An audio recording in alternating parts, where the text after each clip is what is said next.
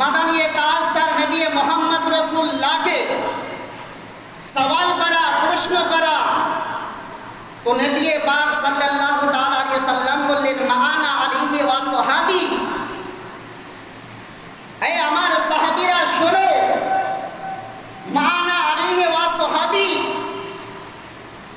যে ব্যক্তি আমার এবং আমার সাহাবা ইকরামগণের পথে অগ্রগামী হবে, আমার এবং আমার সাহাবীদের পথকে অবলম্বন করবে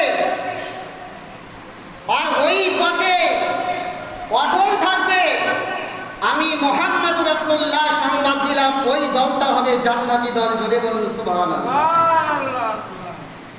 তো নবীর ফরমান মোতাবেক জান্নাতি দল ওটাই হবে মাআনা আলাইহি ওয়া সাহাবী, যে ব্যক্তি নবীর পথকে অবলম্বন করবে আর সাহাবাগণের পথকে অবলম্বন করবে, সেই দলটা হবে জান্নাতি দল। তাহলে নিঃসন্দেহে নবীর ফরমান মোতাবেক, নবীর কথা অনুসারে, হাদিস মোতাবেক যে ব্যক্তি সাহাবা ইকরামের পথকে অবলম্বন করবে, নবী রাসূলুল্লাহর পথকে অবলম্বন করবে, সেই দলটা জান্নাতি।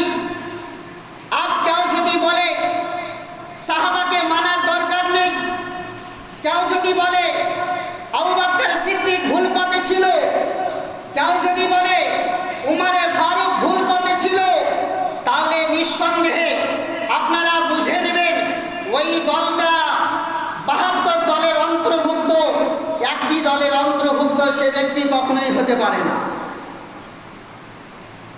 যে ব্যক্তি সাহাবাগণকে খারাপ বলবে, সাহাবা ইকরামের উক্তিকে যে ব্যক্তি ভুল মনে করবে, ওই ব্যক্তি কখনো জান্নাতি দল হতে পারে না। আর জান্নাতি দল হওয়ার জন্য, জান্নাতের মধ্যে হতে হলে, জান্নাতি নিজেকে সাব্যস্ত করতে হলে সত্য পথের অবলম্বনকারী হতে হবে, হক পথের অবলম্বনকারী হতে হবে। তবে সত্য হক পথে যে ব্যক্তি থাকবে, হক বলবে, হক পথে থাকবে, ওই ব্যক্তি হবে জান্নাতি দল। জোরে বলুন সুবহানাল্লাহ। তো আজিজানে মুহতারাম, আমি তো কোরআন ও হাদিসের কথা বলি না, ইনশাআল্লাহ কোরআন ও হাদিসের আপনাদের উদ্ধৃতি দিয়ে বলবো। যদি ভুল মনে হয়, যদি কারো সন্দেহ মনে হয়, আপনারা মোবাইলে রেকর্ডিং করতে পারেন, অথবা আপনারা পরে এসে আমাকে বলতে পারেন, মৌলানা সাহেব আপনি এটা যেটা বলেছেন সেটা ভুল, আপনারা বলতে পারেন, কোনো অসুবিধা নেই। কারণ একজন আলিমকে এই জন্য রাখা হয়, একজন ইমামকে এই জন্য রাখা হয়, যদি কারো কোনো সন্দেহমূলক হয়, যদি কোনো জিনিস অজানা হয়, তাদের কাছ থেকে জানার জন্যই ইমাম রাখা হয়। না হলে গ্রামের লোক এক এক করে একদিন করে নামাজ পড়িয়ে দিতে পারতেন। তো আজিজানে মুহতারাম, আল্লাহ তাবারক ওয়া তাআলা 22 পারা সূরা আহজাব আয়াত নাম্বার 36 এর মধ্যে আল্লাহ তাবারক ওয়া তাআলা ইরশাদ করেন,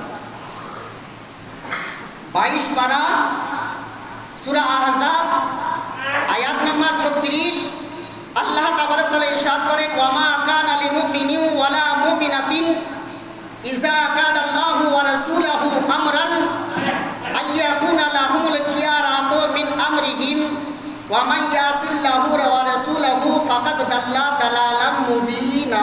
জোরে বলুন সুবহানাল্লাহ। তো 22 পারা সূরা আহজাবের 36 নম্বর আয়াতে আল্লাহ তাবারক ওয়া তাআলা ইরশাদ করলেন, ওয়া মা কানা লিল মুমিনিন ওয়ালা মুমিনাতিন, और किसी मुसलमान मर्द और औरत के लिए ये नहीं है, इज़ा काद अल्लाह व रसूलहु अमरन अयकुना, जब अल्लाह और उसका रसूल किसी बात का फैसला फरमा दे, लाहुमुल खियारात मिन अमरिहिम, उन्हें अपने मुआमले का कुछ इख्तियार बाकी रहे, वमन यासिल्लाह व रसूलहु, और जो अल्लाह और उसकी रसूल का हुक्म ना माने, फ़क़द दल्ला दलालन मुबीना, तो वो बेशक सरी गुमराही में भटक गया।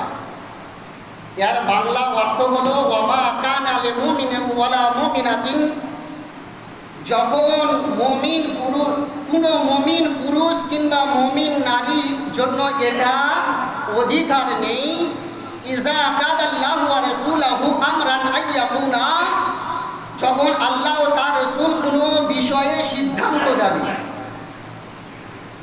যদি আল্লাহ এবং আল্লাহ রসুল কোনো জিনিসের সিদ্ধান্ত দেন, আল্লাহ আল্লাহ রসুল কোনো জিনিসের ফয়সালা দেন, তো পৃথিবীর কোনো মানুষ, চাই সে পুরুষ হোক চাই সে নারী হোক, ওই ব্যক্তির আর কোনো অধিকার থাকবে না। ওয়ামান ইয়াসিল্লাহা ওয়া রাসূলাহু ফাকাদ ওয়ামান ইয়াসিল্লাহা ওয়া রাসূলাহু, যে বিষয়ে এবং আল্লাহ তাবারক তাআলা বলেন, আর যে আল্লাহ ও তার রসুলকে অমান্য করে, ফাকাদ দাল্লা দালালাম বাঈদা, সে সুস্পষ্টভাবে পথভ্রষ্ট। চলে বলুন সুবহানাল্লাহ।